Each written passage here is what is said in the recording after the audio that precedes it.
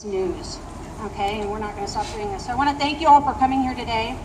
The warriors from Pacific Northwest Family Circle came all the way from Portland to make sure that people see that Brian's death by police is not an isolated incident.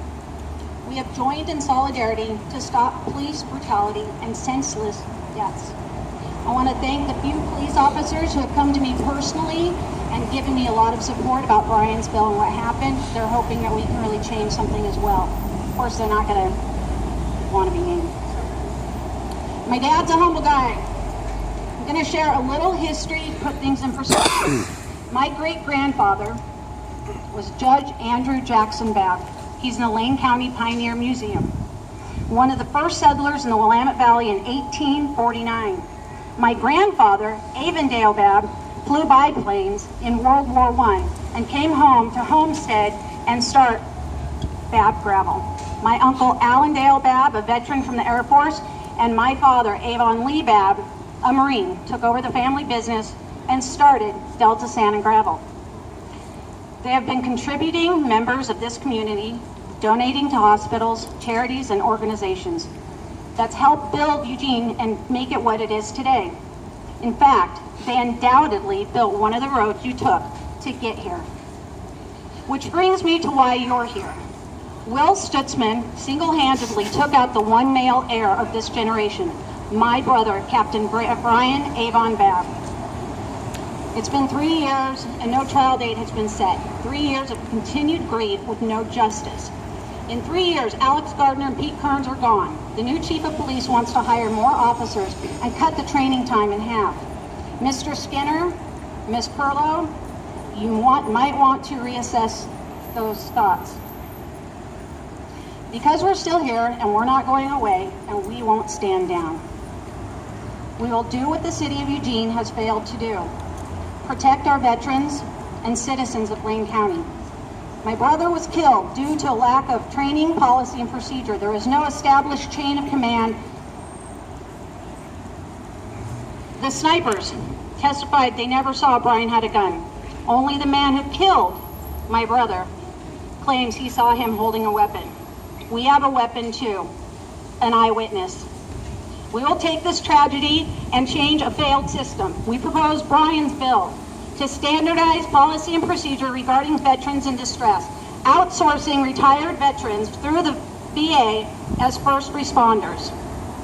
And that's what we're here for.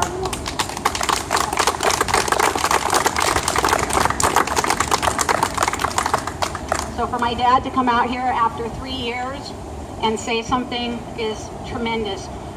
For us to find Andrew, who has fought for families across the United States against this kind of brutality, I want it known that Eugene, Oregon, this happens. This is not an isolated incident. If my brother, a middle-aged white guy, a veteran, can be hunted down in his own home and killed in his doorstep, then nobody is safe.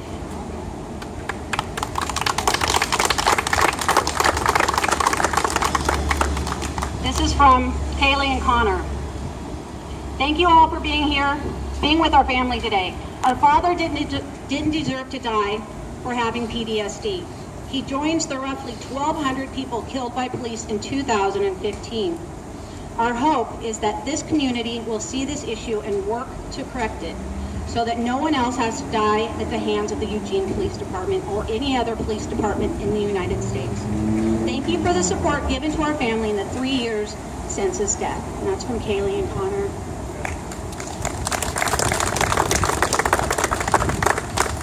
So thank you so much.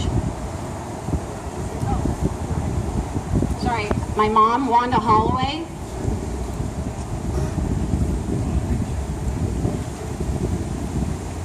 As a nurse,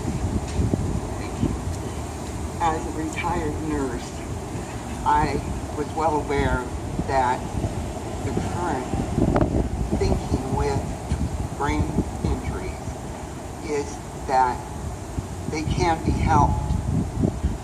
Brian attempted to get that help by going to the VA and entering their hospital, at which time he was all of his medications were removed, and he was just held. He had to leave. he was in such pain. That's post-traumatic syndrome. But we're also dealing with a young man who had, I believe in my heart of hearts, CPE. That's chronic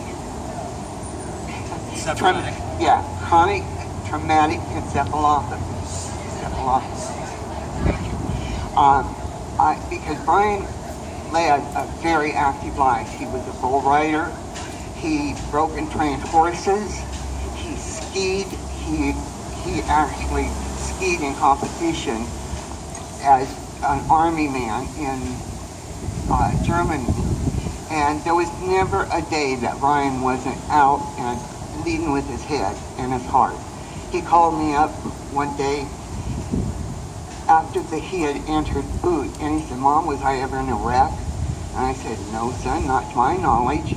And I said, "Why?" And he said, "Well, they shaved my head, and they said it looks like a road map." That was Brian. Brian always was doing, and you can see it on some of these things.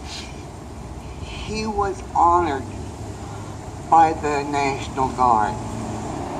I honestly believe in my heart, as a nurse, we should not take untrained civilians, give them a gun, and tell them they're qualified to make differences in people with mental problems. That's not the way it's done. We need people who have been carefully trained that respond to these folks. They don't belong in the police force. When I was younger, it was to serve and protect, and now I don't even see those letters. Now, thank you guys for coming and hang with us, because we're not going to go away. I like Stephanie said.